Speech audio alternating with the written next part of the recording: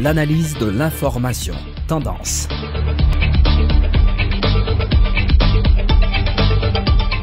L'honneur respecte tout le monde. Une édition spéciale Tendance entre chez vous. La semaine dernière, nous avons reçu Madame Susana Wing. Elle était de passage en Haïti à l'invitation de l'ambassade des États-Unis en Haïti. Susana Wing est professeure agréée en sciences politiques. Elle détient également une licence en relations internationales et en langue française de l'Université de Wisconsin, une maîtrise en études des régions africaines et un doctorat en sciences politiques de l'Université de Californie à Los Angeles. Son livre « Constructing Democracy and Transitioning Societies of Africa » a obtenu en 2009 le prix du meilleur livre du African Politics Conference Group. En 2010, elle a été publiée en édition de poche sous le titre Constructing Democracy in Africa, Mali and Transition. Ses œuvres ont été également publiées dans des journaux tels que African Affairs, Polity and Democratization. Entre 2007 et 2008, elle était en résidence de recherche au Centre d'études des mondes africains à Paris, en France. Avant d'être professeur agréé à l'université de Haverford, le professeur Wing a enseigné à l'université de Californie à Los Angeles. Après l'obtention de son doctorat, elle a reçu une bourse pour Chateaubriand où elle a effectué des recherches au Centre d'études d'Afrique noire de l'Université de Bordeaux. Elle a aussi travaillé en tant que consultante pour la Banque mondiale, l'Agence interaméricaine de développement international USAID, le département d'État américain, le Freedom House et fréquemment travaillé en tant qu'experte en matière des droits de la femme dans les cas de demande d'asile. Sur le plan d'éducation, Madame Wing a fait une licence en relations internationales et en langue française, l'Université de Wisconsin à Madison, maîtrise en études des régions africaines, Université de Californie de Los Angeles, doctorat également en sciences politiques à l'Université de Californie, toujours à Los Angeles. Côté recherche, ses recherches et sa pédagogie se basent sur la politique comparative, sur les rapports entre l'islam et la politique, sur le développement, les droits de la femme et sur les droits régissant la famille en Afrique.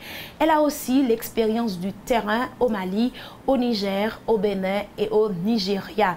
Elle a largement publié sur la crise actuelle au Mali et a remis en question l'intervention de la France ainsi que le rôle de la région dans les affaires politiques du pays. Elle travaille actuellement sur un projet concernant l'état de droit en Afrique. Le professeur Wing est intéressé à connaître les raisons pour lesquelles le concept d'état de droit, qui a reçu le plaidoyer et le support des bailleurs de fonds pendant des décennies, n'a pas eu d'effet considérable dans les domaines de la justice, de la sécurité et de la gouvernance en Afrique. La promotion des droits de l'état de droit se base également sur la création d'institutions légales et d'une élite politique à travers l'Afrique. Cette méthode ne fait que renforcer un État déjà distant des gouvernés. Il faut dire également que pendant 2 décennies, le professeur Wing s'est particulièrement intéressé aux moyens empruntés par les femmes pour obtenir justice et aux obstacles à leur participation dans la politique qui existent encore. Ces recherches incluent également l'analyse de la réforme sur la loi de la famille et des lois basées sur les approches de développement. Dans son travail en rapport avec l'état de droit, elle étudie aussi tous les angles sous lesquels les bailleurs de fonds peuvent supporter de manière effective les droits des femmes et augmenter leur participation dans le domaine public. Elle a été avec nous sur le plateau de Tendance. Je vous invite à suivre son entrevue.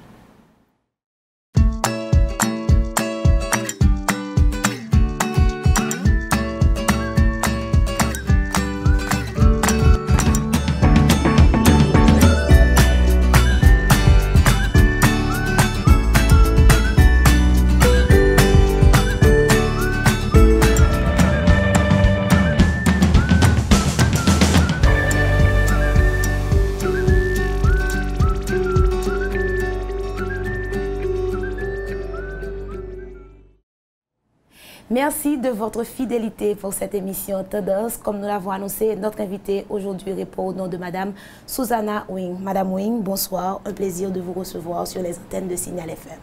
Merci, bonsoir. parlez-nous un peu de vous, votre biographie, pour permettre aux téléspectateurs de mieux vous connaître.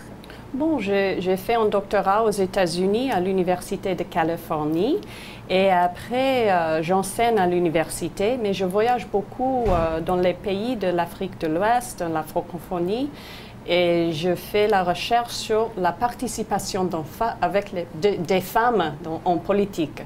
Vous enseignez les sciences politiques à Haverford University en Pennsylvanie, c'est ça? Depuis combien de temps? C'est ça, depuis 13 ans que j'enseigne là-bas et j'enseigne les cours de la participation des femmes, des politiques africaines, des politiques comparatives.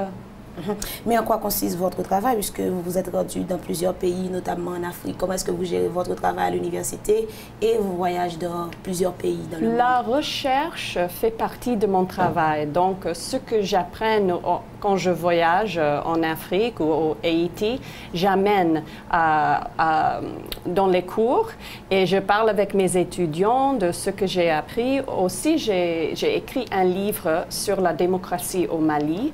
Et donc, ça fait bien partie de mon travail. D'après vous, les femmes doivent s'impliquer davantage dans la politique, puisque en Haïti, c'est un petit peu difficile. Les femmes n'entendent pas s'engager trop dans la politique.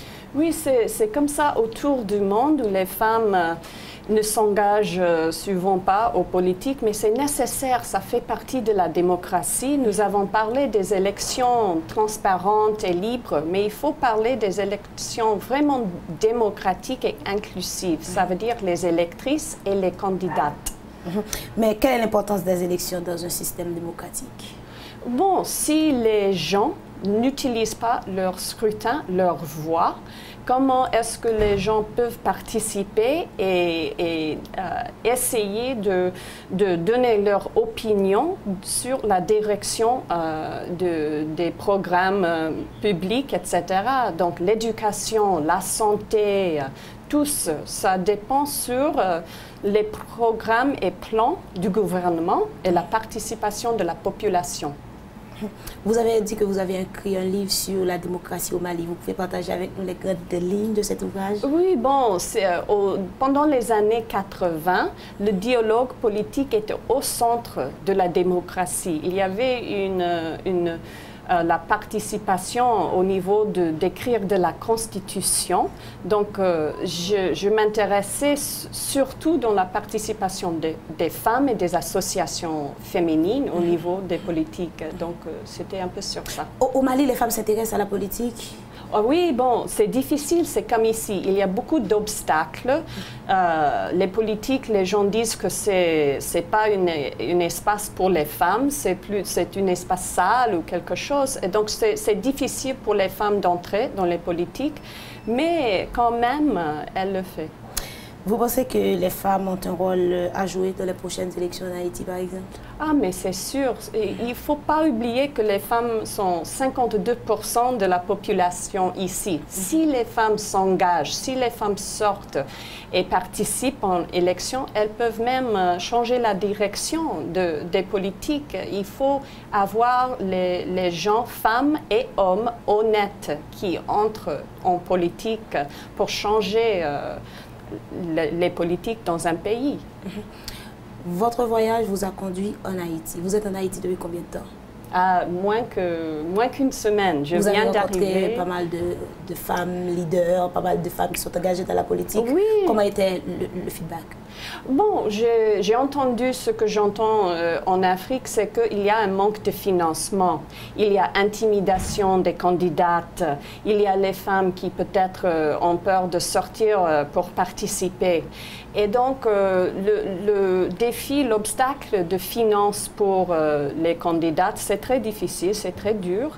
Mais quand même, les candidates que j'ai rencontrées, elles sont fortes et fières, elles veulent participer, elles veulent encourager les autres femmes de participer. Et les jeunes que j'ai rencontrés aujourd'hui, les jeunes au lycée, vraiment, il y avait beaucoup d'énergie dans la salle pour l'engagement dans les politiques. Nous allons observer une pause. Après la pause, nous allons continuer les débats avec Madame Wayne. Gen yon maladie yorele glaucome.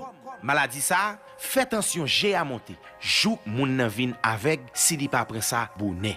Prends bonnet, c'est alkay docteur Géo pour le si ou pas gen glaucome. Pi bonnet, c'est grand matin.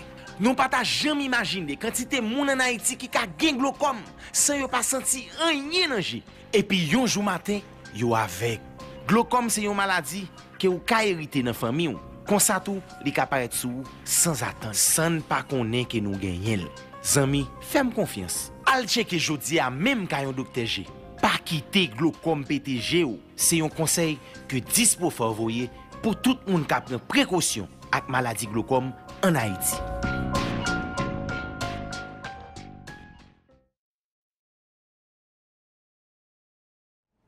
Merci de votre fidélité pour cette émission Tendance. Si vous venez à peine de nous connecter, notre invitée aujourd'hui répond au nom de Madame Susannah Wing.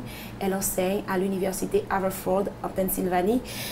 Nous parlons politique, implication de femmes dans la politique. J'aimerais vous demander, Madame Wing, comment est-ce qu'on peut sensibiliser les femmes en Haïti à faire de la politique? C'est une bonne question. Ce que j'ai vu, c'est que quand il y a les associations féminines qui peuvent aider beaucoup à la sensibilisation, la formation, mais si les gens disent que la culture n'accepte pas tellement la participation des femmes, il faut savoir que les cultures changent et il y a les femmes compétentes et éduquées qui puissent participer. Donc, la sensibilisation, c'est qu'une démocratie ne marche pas si les gens ne participent pas.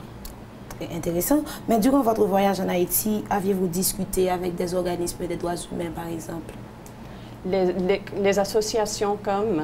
des droits humains, l'association des femmes. Ah, bien sûr, merci. Bon, j'ai parlé avec les représentants des associations de droits de femmes, droits humains, les gens de CEP, les gens de l'Observatoire des élections, parce qu'au niveau d'élections, il faut observer comment...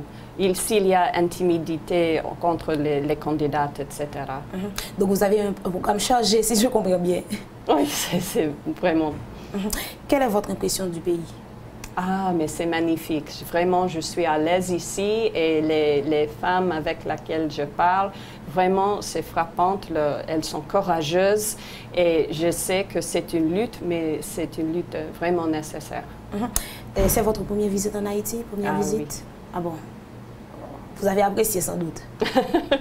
Quel est votre message pour des femmes aujourd'hui qui sont candidates? Des femmes aujourd'hui qui restent encore dans l'ombre, qui ne veulent pas s'engager activement dans la politique? C'est pour encourager ces femmes, pour les candidates, félicitations d'entrer et participer. Et il ne faut pas perdre confiance en soi comme candidate. Et il faut utiliser les réseaux qui existent entre les femmes. Et pour les femmes qui ne veulent pas vraiment s'engager à la journée de l'élection, j'encourage de participer pour que votre voix puisse être entendue. Pour que leur voix puisse être entendue. Intéressant. Merci beaucoup, Madame Wing, d'avoir répondu à notre invitation. À bientôt, j'espère. Merci. Merci de votre fidélité pour cette rubrique. Je vous donne rendez-vous demain soir avec toujours le même plaisir. Au revoir.